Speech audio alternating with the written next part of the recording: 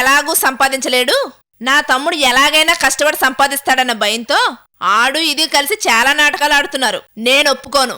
నా తమ్ముడికి అన్యాయం చేస్తే నేను సహించనంతే. అన్నయ్య, మీకు నా మీద గౌరవంతోనో ప్రేమతోనో ఆ పని చేసి ఉండొచ్చు. అదెంత తప్పో మీరే ఆలోచించండి.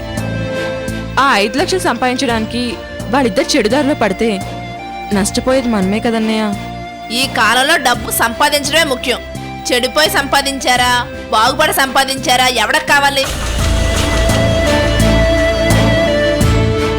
అన్నయ్య, కూలివాడికైనా కోటీశ్వరుడికైనా ఎవరికైనా ప్రేమే కదా ముఖ్యం, డబ్బు కాదు. డబ్బు లేకపోతే ప్రేమ దొరకదే తింగరబుచ్చి. నాకు డబ్బు అక్కర్లేదు, ప్రేమ కావాలి. ఓహోహోహోహో. అన్నయ్య, నిజాయితీగా 100 రూపాయలు సంపాదించి 10 రూపాయలు పెట్టి కొన్న మూర మల్లెపూలు 1 కోటి రూపాయలతో సమానం. ఎంత సంపాదిస్తున్నాడన్నది ముఖ్యం కాదన్నయ్య, సంపాదించేవాడి మనసు ముఖ్యం. అబ్బో. అన్నయ్య, ఇవన్నీ మీకు తెలియదని కాదు, తెలుసు. అయినా సరే మళ్ళీ చెప్తున్నాను, తప్పని నాకు అనిపించి ఈ నిర్ణయానికి వచ్చాను. దయచేసి స్వయంవరాన్ని క్యాన్సిల్ చేయండి. అవతార్ 10 లక్షలు సంపాదించినా సరే నేను పెళ్లి చేసుకునేది వెంగయ్యని మాత్రమే.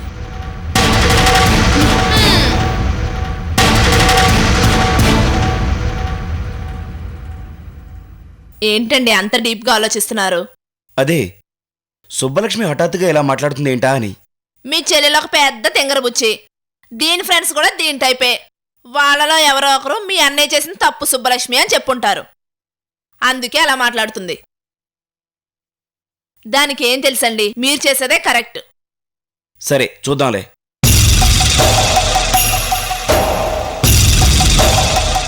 సుబ్బు, నేను వల విసిరాక తప్పించుకోలేవు. నీ వల్ల కాదు, నా తమ్ముడే నీ మొగుడు. ఆ తర్వాత నువ్వు పర్మనెంట్గా నా ఇంట్లో పని మనిషివే, అది కన్ఫర్మ్.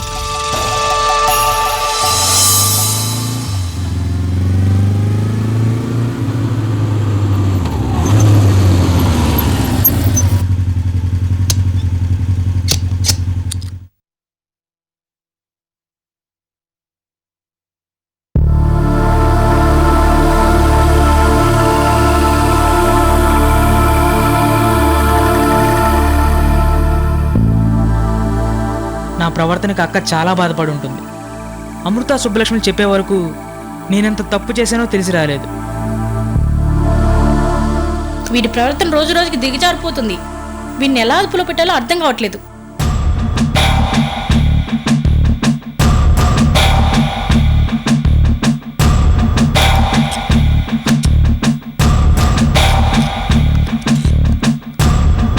అక్క,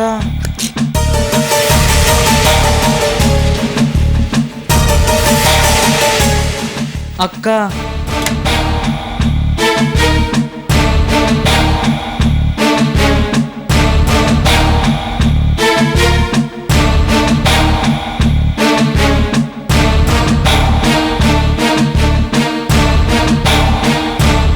అక్క, నీతో మాట్లాడాలి. ఏంటి చెప్పు.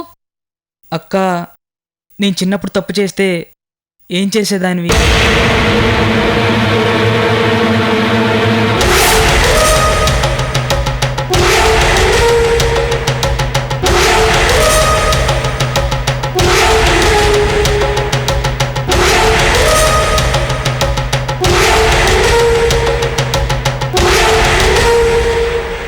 అక్క, నేను చాలా పెద్ద తప్పు చేశాను, నన్ను కొట్టవా? కొట్టి చెప్పడానికి నువ్వేమైనా చిన్నపిల్లవాడివా? నువ్వు పెద్దవాడివి అయ్యావు కదా. ఏది తప్ప ఏదో ఒప్ప నీకు బాగా తెలుసు. ప్రేమించడం తప్పు కాదు, ప్రేమ కోసం దొంగతనాలు చేయడం అంతకన్నా తప్పు కాదు. రేపు ఇంకేదైనా చేసి తప్పు కాదన్నా ఎవరేమంటారా నిన్ను? అంతా నీ ఇష్టం. అక్క ప్లీజ్, ముందు నేను చెప్పేది విను. సుబ్బలక్ష్మి ప్రేమను గెలుచుకోవడం కోసం బీరువాల నుంచి డబ్బు దొంగతనం చేయటం తప్పే. ఆ తర్వాత మళ్ళీ గాజులు దొంగతనం చేయటం ఇంకా పెద్ద తప్పు. చేస్తావురా? నువ్వెందుకు చేయవు? నువ్వు సుబ్బలక్ష్మి మాయలో ఉన్నావు కదా. లేదక్క, సుబ్బలక్ష్మి తప్పేమీ లేదు.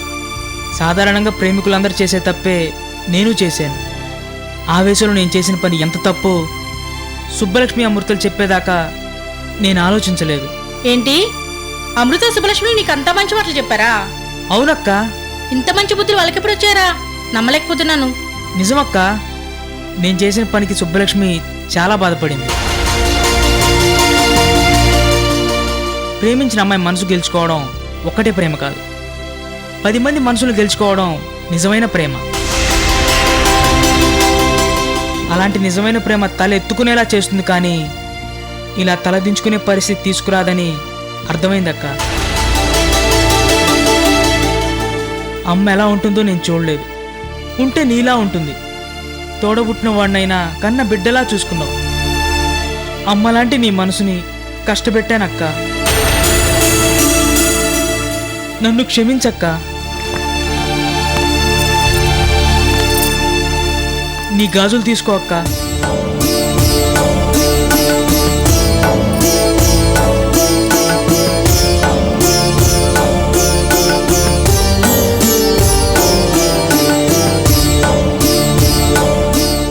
అక్క, అక్కకి గాజులు పెడితే అష్టైశ్వర్యాలు సిద్ధిస్తాయంటారు. అలాంటి నీ గాజులు దొంగతనం చేసి చాలా పాపం చేశానక్క. అందుకే ఈ గాజులు.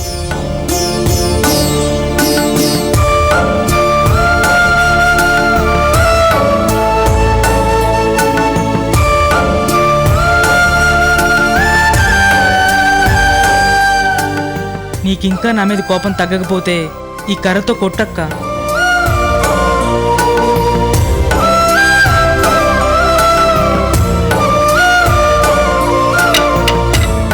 నా తమ్ముడు ఏ తప్పు చేయడు, మంచోడు.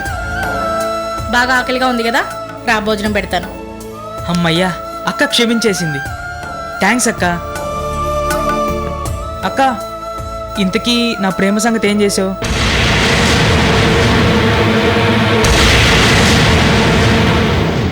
సుబ్బలక్ష్మి విషయంలో నా అభిప్రాయం మారదు. అక్క, ఈ రోజు నుంచి నేను మారిపోయాను. కష్టపడి ఉద్యోగం చేస్తాను. ఎలాగైనా సుబ్బలక్ష్మి అనే శేఖర్ గారిని ఒప్పిస్తాను. అటువైపు ఓకే అక్క, కానీ నువ్వు కూడా. వెంగి, నేను ఒకసారి నిర్ణయం తీసుకుంటే నా ప్రాణం పైన మార్చుకోను. అక్క, అయితే నా నిర్ణయం కూడా విను. సుబ్బలక్ష్మిని తప్ప నేను నీకెవ్వరిని పెళ్లి చేసుకోను. నీ అంతటి నువ్వే వచ్చి మా ప్రేమను ఆశీర్వదించి మా పెళ్లి చేసేలా చేస్తాను. ఆ నమ్మకం నాకుంది. నువ్వు ఎన్ని రకాలుగా నన్ను ఒప్పించాలని ప్రయత్నించినా నేను మాత్రం మారను. సుబ్బలక్ష్మిని ఇంట్లో అడుగు పెట్టనివ్వను. రేణుక ఫ్రమ్ ఢిల్లీ. తాతయ్య, రేణుకతో ఏం మాట్లాడుతాను క్లియర్గా వినిపిస్తాను, వింటావా? చెవులు బాగానే పనిచేస్తున్నాయి కదా, స్పీకర్ ఆన్ చేసి మరీ మాట్లాడతాను. బాగా విన్ తాతయ్య. విన్నాక ఈ విషయం అమృత్తో చెప్పు. Hi Renu, how are you? Fine, thank you Vikas. అవును, మామయ్య గారు ఎలా ఉన్నారు? చాలా చాలా సంతోషంగా ఉన్నారు. అవును, అత్తయ్య మావయ్య ఎలా ఉన్నారు? నువ్వు మా ఇంట్లో కోడలుగా ఎప్పుడు అడుగు పెడతావని 1000 కళ్ళతో ఎదురు చూస్తున్నారు రేణు. ఆంటీ అంకుల్ ఓకే, మరి తాతయ్య గారు? అయ్యో, తాతయ్యకి ఇష్టం లేకుండా మన పెళ్లి జరగడమా? నెవర్. మన ప్రేమకి ఆయన ఫుల్ సపోర్ట్. మన పెళ్లికి ఆయనే పిల్లర్. అవును, మా తాతయ్య గురించి ఎంత చెప్పినా తక్కువే. మీ నాన్న ఢిల్లీ నుంచి వచ్చి మా రేణుకను పెళ్లి చేసుకోమని అడిగారని తెలియగానే అందరికంటే ఎక్కువగా సంతోషించింది మా తాతయ్య. అవునా? ఈ వయసులో కూడా ఆయన చిన్నపిల్లల్లో ఎగిరి గంతులేసాడనుకో. నువ్వంటే ఆయనకు అంత ఇష్టం రేణు. ఇంతకు ముందు ఒకసారి ఫోన్ చేస్తే నిన్ను మర్చిపోమని సీరియస్ గా వార్నింగ్ ఇచ్చారు వికాస్. అది మీ నాన్న మీద కోపంతో రేణు. అవునా? అవును. సరే, అయితే ఒకసారి తాతయ్య గారితో మాట్లాడాలి. ప్లీజ్ ఫోన్ ఇవ్వవా? అయ్యో, తాతయ్య జస్ట్ ఇప్పుడే పోయారు. వికాస్, సారీ రేణు, జాగింగ్కి వెళ్ళారు. రాగానే నీతో మాట్లాడిస్తాను, ఓకేనా? సరే, మరి ఢిల్లీ ఎప్పుడు వస్తున్నావు? నువ్వు ఆర్డర్ వేసాక రాకుండా ఉంటానా? తప్పకుండా వస్తాను. లేదు వికాస్, వారం రోజుల నుండి నువ్వు ఇలాగే చెప్తున్నావు. రేపు నువ్వు ఢిల్లీ వస్తున్నావు అంతే, లేకపోతే నేనే వస్తాను. రే ప్రామిస్, రేపు నేను వస్తున్నాను, సరేనా? వికాస్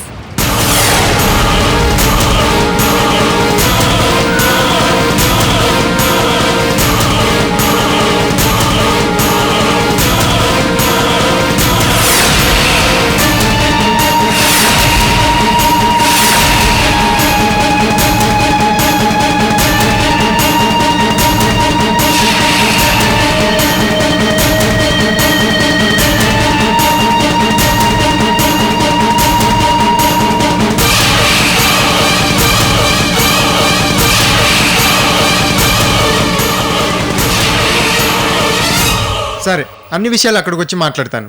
బాయ్. బాయ్ వికాస్.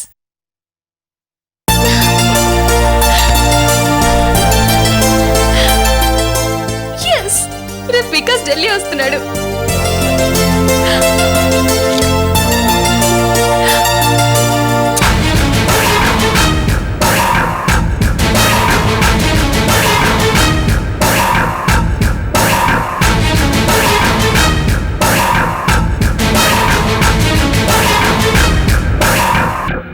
ఏంటి వికాస్, అక్కడికి వచ్చాక మాట్లాడతానంటున్నా?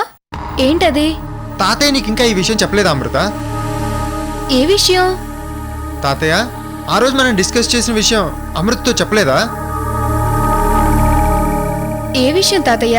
సరే సరే, నేనే చెప్తాను. ఏం లేదు అమృత, బెంగళూరు నుంచి ఫ్రెండ్ ఫోన్ చేశాడు. నేను పూర్తిగా మారిపోయి నేను పెళ్లి చేసుకుంటానన్నాక తాతయ్య నాతో ఏదైనా బిజినెస్ చేయించాలని ప్లాన్ చేశారు. ఆ విషయమే మేము డిస్కస్ చేశాం. సెల్ ఫోన్ బిజినెస్ అయితే బాగుంటుందని తాతయ్యే సజెస్ట్ చేశారు. నాకు కూడా నచ్చింది. ఆ విషయమే నీకు చెప్పాలని తాతయ్య ఆనందంగా వస్తుంటే లాన్లో పడిపోయారు అమృత. అంతే కదా తాతయ్య? ఆ బిజినెస్ గురించి బెంగళూరు వెళ్ళి మాట్లాడి రావచ్చు కదా. ఎలా వెళ్ళను అమృత? తాతయ్యని ఇలాంటి పరిస్థితుల్లో వదిలేసి బిజినెస్ చేయడం అంటే నా మనసు ఎందుకో ఒప్పుకోవడం లేదు అమృత. నువ్వు బిజినెస్ చేసి మంచి పొజిషన్కి వెళ్తే చూసి అందరికంటే ఎక్కువ ఆనందపడేది తాతయ్య వికాస్.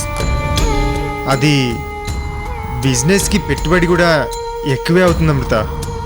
ఎంతైనా సరే నేనిస్తాను, సరేనా?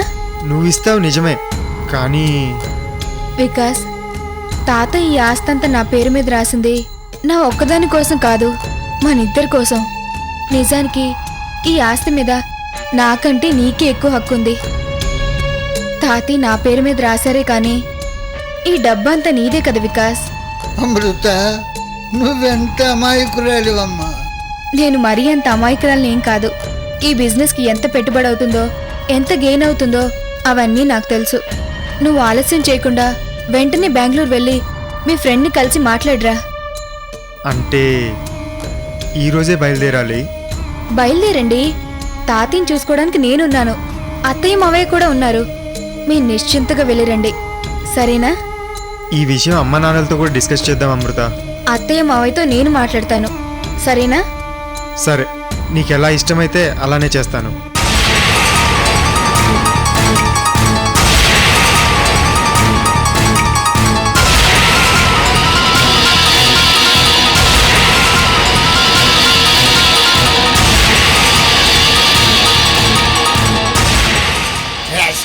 నువ్వు ఇంత పాపిష్టివాడివని తెలుసుకోలేకపోయానురా. తాతయ్య, మీరు చెప్పినట్టుగానే నేను సెల్ ఫోన్ బిజినెస్ స్టార్ట్ చేస్తున్నాను. అమృత కూడా సపోర్ట్ చేసింది. బెంగళూరు వెళ్ళి త్వరలోనే స్టార్ట్ చేస్తాను. నన్ను ఆశీర్వదించండి తాతయ్య. ఛీ, రాక్షసుడు. అమృత, నేను ఈరోజే బయలుదేరుతాను. అలాగే వికాస్, నీకెంత డబ్బు కావాలో చెప్పు, నేను చెక్ మీద సైన్ పెడతాను. అలాగే అమృత.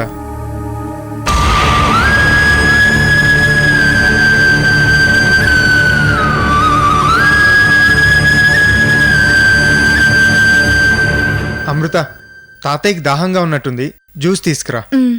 ఒక్క నిమిషం తాతయ్య, ఇప్పుడే తీసుకొస్తాను.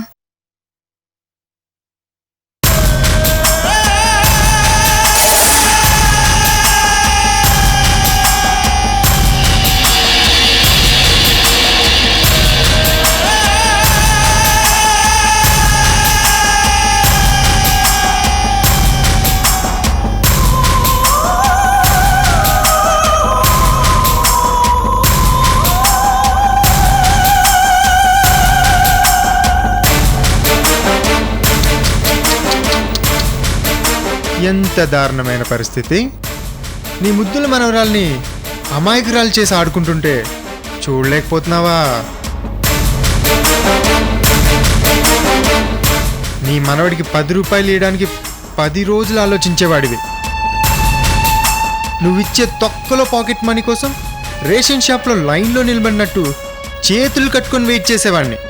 దాని మీద ఈగ వాళ్తే చంపేస్తాను, పొడి చేస్తాను, తాట తీస్తాను, పోలీస్ స్టేషన్కి వెళ్తానని తెగ రెచ్చిపోయేవాడివి. రే ముసలోడా, నన్ను మామూలు నరకం పెట్టలేదు, హింస పెట్టావు. అందుకే నిన్ను బతికుండగానే శవాన్ని చేసి ఆడుకుంటున్నాను.